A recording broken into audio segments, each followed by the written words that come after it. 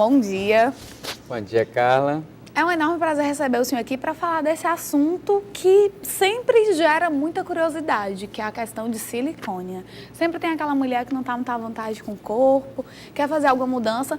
Existe alguma exigência, algum critério para que a mulher esteja apta a colocar uma prótese de silicone? Sim, existem vários critérios para que a mulher esteja apta a colocar o silicone, mas não são critérios rígidos. Em linhas gerais, eu diria que ela tem que estar em um ótimo estado de saúde. Para saber se ela está num ótimo estado de saúde, aí precisa de uma consulta médica, de uma anamnese. E aí, a partir dessa anamnese, nós escolhemos quais são os exames que são necessários serem feitos para saber se ela está bem. Se ela estiver bem, ela pode colocar uma prótese de silicone. Então, o primeiro ponto é a questão da saúde, está com a saúde toda em dia. Uma coisa também que sempre gera bastante curiosidade é a questão de valores de prótese. Como que funciona a variação desses valores? Bom, isso é uma pergunta interessante e bem capciosa, porque não existe uma tabela, não existe nada rígido. Cada cirurgião tem um entendimento de quanto ele acha que deve cobrar. Existem valores mínimos que você vai gastar, então não tem como ser uma coisa, vamos dizer, tão barata assim, certo? Você tem compra de prótese, custo com o hospital, é uma equipe multidisciplinar que envolve muita gente, auxiliar, instrumentadora, enfermeira e o próprio cirurgião, que tem uma formação muito longa, então dificilmente cirurgião que teve um grande investimento na sua carreira, ele vai também deixar de cobrar um valor, vamos dizer, compensador. Mas eu não vou lhe deixar sem resposta, né? Porque parece que eu só estou enrolando aqui. Para fazer uma cirurgia, incluindo a equipe médica, hospital, prótese e tudo, para você ter uma ideia, hoje em dia você gasta em torno de, vamos dizer, 7 mil a 12 mil reais. Tá? É uma variação grande, mas é uma faixa que compreende, sabe? Uma coisa que a gente estava conversando nos bastidores e que o doutor Eduardo me falou e que vale muito a pena ser levado em conta é a questão de valor, justamente na questão do, eu encontrei um cirurgião tal, que faz um valor muito em conta, é mais barato, vou fazer com ele. Só que é preciso tomar cuidado, porque existe aquela velha história, tem barato que sai caro. E às vezes você vai fazer e nem é de tanta qualidade, né? Acaba prezando mais pelo valor e acaba esquecendo de todo o risco que é. E uma outra questão, tamanho de silicone, como que funciona? A necessidade, ele é avaliado o tamanho pela necessidade da pessoa ou pelo desejo? A primeira coisa que eu falo para um paciente quando entra no meu consultório, Carla, é que esqueça volume de ml. É muito comum que a pessoa fale, minha amiga, minha vizinha colocou 250 ml, eu adorei, ou então achei grande, ou achei pequeno, e eu queria 300, ou queria 100, queria... Então, todo mundo tem um pedido aí já para falar de ml. Mas a primeira coisa é esquecer volume, porque o que ficou grande para uma pessoa pode ser pequeno para outra. Tem pacientes que chegam, eu não quero mais que 200. Eu já falei, olha, você com menos de 350 não vai ficar bem. Entendeu? Tem que saber. Então, isso aí é uma indicação médica, o volume da prótese de mama. O que a paciente deve dizer é o que ela tem ideia do que ela acha bonito. Um pouco maior, um pouco menor. Ela pode até mostrar uma foto, uma revista, alguma coisa que vai ajudar o cirurgião a entender o que ela espera. Mas a indicação do volume é uma indicação médica. Ótimo, então ela diz mais ou menos como deseja e a questão dos ml é da opinião médica. Exatamente. E quais são os tipos de prótese de silicone? Olha, hoje tem muitos tipos de prótese de silicone. Muita gente pergunta ainda sobre próteses de silicone que são muito usadas, por exemplo, nos Estados Unidos, como as próteses de preenchimento salino. A prótese ela é preenchida com soro fisiológico, por exemplo. São próteses que estão na mídia porque os americanos usam, mas eles só usam porque eles ficaram proibidos de usar prótese de silicone. As próteses que nós usamos aqui no Brasil e os americanos estão passando a usar também, são as próteses com preenchimento de silicone, de gel de alta coesividade. Então, isso aí já é um ponto pacífico que elas são de qualidade superior. Quanto ao revestimento, se usava muita prótese com um revestimento liso antigamente. Hoje, nós sabemos que as próteses com revestimento texturizado ou então com revestimento de poliuretano são melhores. Então, existem muitos tipos de prótese, mas nós já sabemos que existe um grupo mais seleto de próteses que tem resultados bem melhores.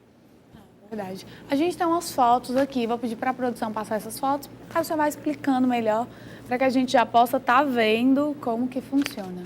Tá pronta as fotos? Ó, pronto, tá aí. Vou explicar para a pessoa de casa.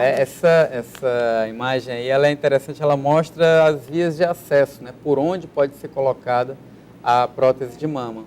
A primeira, da esquerda aí, nós vemos que é a periareolar, a do meio é a inframamária, que é a mais comum, e a da esquerda é a por via axilar. Pronto, eu vou pedir aqui para voltar para mim, só para a gente tirar uma dúvida. Quando a pessoa coloca silicone, ela tem a intenção de ficar mais bonita, com aquele aparência. Muitas mulheres querem ter aquela aparência natural mesmo.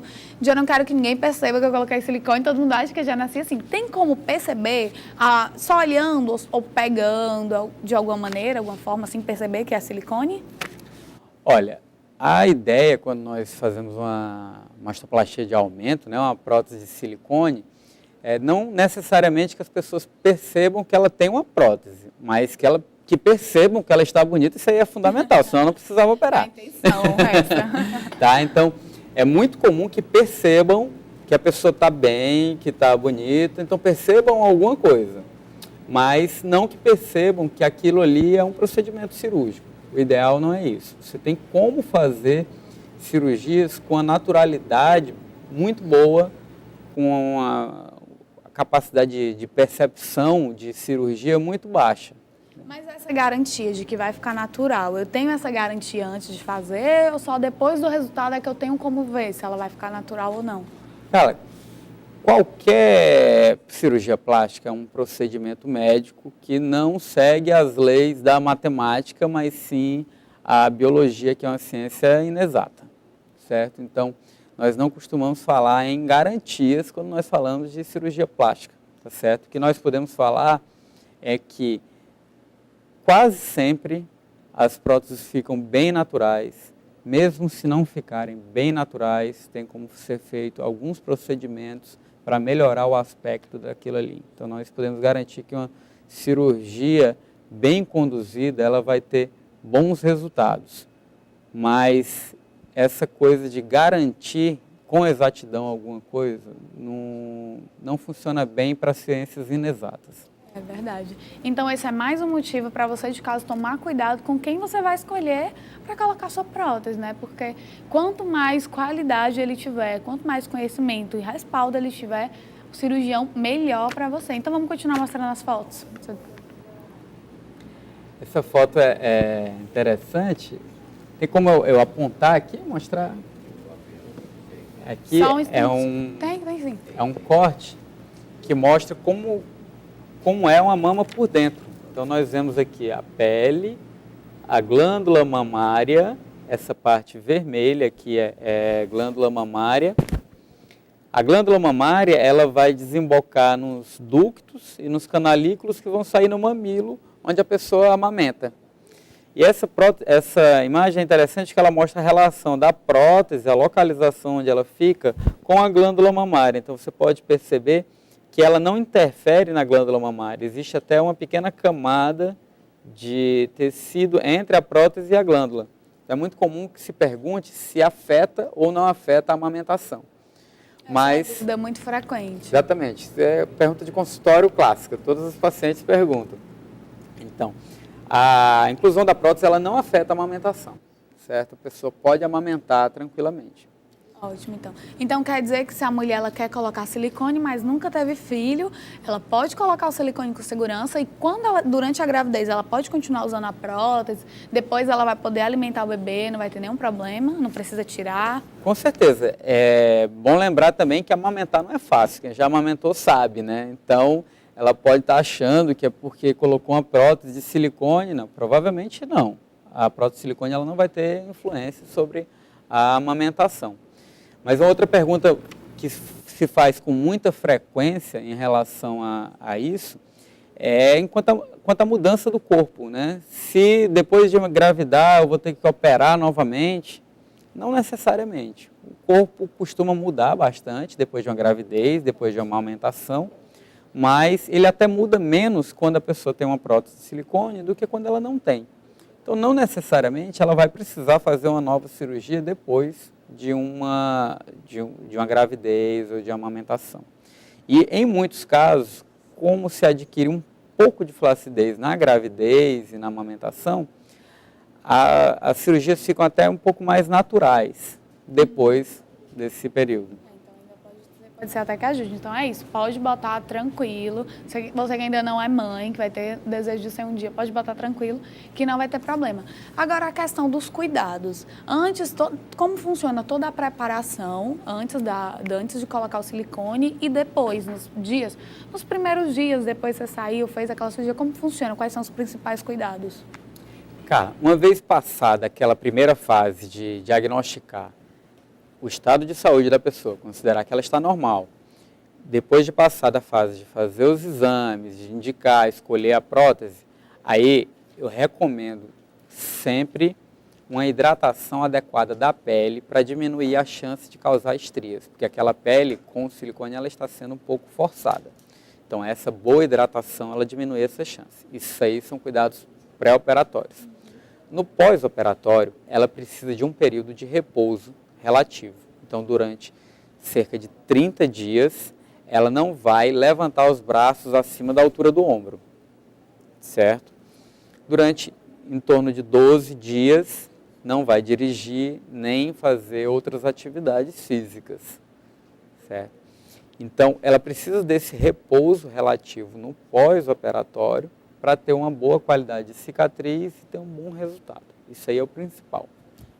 Tem que ter todo um cuidado. E o procedimento da implantação da prótese é um procedimento demorado, é complicado?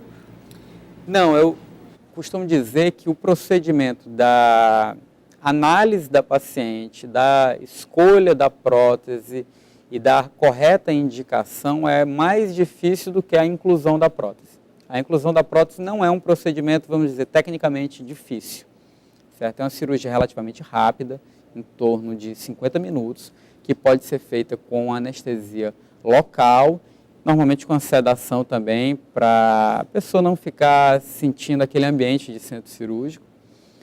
E com a alta, normalmente no mesmo dia. Ela interna de manhã, faz a cirurgia, no final da tarde está indo embora para casa. Então é um procedimento rápido. E quais são os riscos desse procedimento, se ele é feito de maneira inadequada ou feito com um profissional não tão qualificado? O ideal em toda cirurgia plástica, nessa cirurgia plástica principalmente, que a pessoa é rápida, é uma cirurgia de ótimos resultados, é que nós minimizemos esse risco até ficar muito próximo do risco natural que a gente tem de viver, de pegar o carro para vir aqui dar essa entrevista. Então é mais ou menos esse.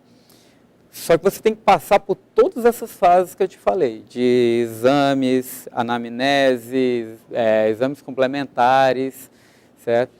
Outros riscos que a pessoa tem em mente não são riscos, vamos dizer, de agravo à saúde dela, mas existem problemas de infecção que podem acontecer, embora sejam raros, existem problemas de contratura capsular que podem acontecer, mas são raros. Podem acontecer meses depois da cirurgia, podem acontecer anos depois da cirurgia, ou pode nunca acontecer. Se você tiver uma cirurgia com uma boa preparação e com uma boa equipe, ela vai estar preparada para evitar a maioria desses problemas e para conduzir corretamente e resolver cada um desses problemas à medida que eles forem surgindo. É sempre torcer para que dê tudo certo. Agora o senhor falou do pré-operatório, que tem que fazer alguns exames. Quais são esses exames? Alguns exames especificamente que a paciente tem que fazer antes? Esses exames, eles dependem muito do que a paciente tem, da história clínica, dos antecedentes, do que ela já se operou, do que ela faz, das histórias familiares. Mas exames básicos que sempre são pedidos. Pacientes com menos de 35 anos, eu costumo pedir ultrassonografia das mamas. Pacientes acima de 35 ou 40 anos, mamografia, para nós fazermos uma prevenção de um câncer de mama antes da cirurgia. Além disso, exames de coagulação e outros exames de sangue, como hemograma completo, glicemia, as avaliações de função renal, as avaliações de função do rim, são exames de sangue que nós fazemos antes também. É muito importante também fazer um raio-x de tórax e uma avaliação cardiológica, normalmente com um eletrocardiograma e, em determinados casos, um teste um pouco maior, o teste ergométrico, ou então um ecocardiograma, mas isso aí já vai depender de cada paciente, da ausculta, da história familiar, certo? Mas esses são Ou os seja, básicos. tem uma série de exames para evitar qualquer tipo de risco. Sim. E uma última dúvida que é muito frequente. Eu posso, no mesmo dia, colocar uma prótese de silicone, fazer um outro procedimento como a lipoaspiração? Assim, Carlos, isso aí é muito comum. Eu diria que fazer mais de um procedimento é mais regra do que exceção. Lógico que você tem que se ater a alguns limites que vão ser diferentes de pessoa para pessoa, como a quantidade. A lipoaspiração é o mais comum de ser feito junto com a prótese de mama. Mas você vai ter que se ater a alguns limites de tempo cirúrgico, limites de volume a ser aspirado, mas isso é perfeitamente possível e faz com que a paciente economize muito tempo de recuperação, porque ela aproveita uma recuperação só, e tem até uma economia financeira, que quando você faz mais de um procedimento junto, sai bem mais barato do que fazer separadamente. Ou seja, dá para ser bem melhor. Bom, então é isso. Eu espero que você de casa tenha tirado todas as suas dúvidas, tenha ficado esclarecido. E você que está pensando em colocar um silicone ou fazer qualquer tipo de outra cirurgia plástica já sabe, tem que procurar um profissional qualificado, um profissional que entenda do assunto, que já tenha nome no mercado, para não acontecer nenhum problema. Doutor Eduardo, muito obrigada pela participação. Foi de tamanha importância o esclarecimento das suas dúvidas. Obrigado, cara. Agradeço a você, agradeço o pessoal de casa também que está aí assistindo. Bom dia, então.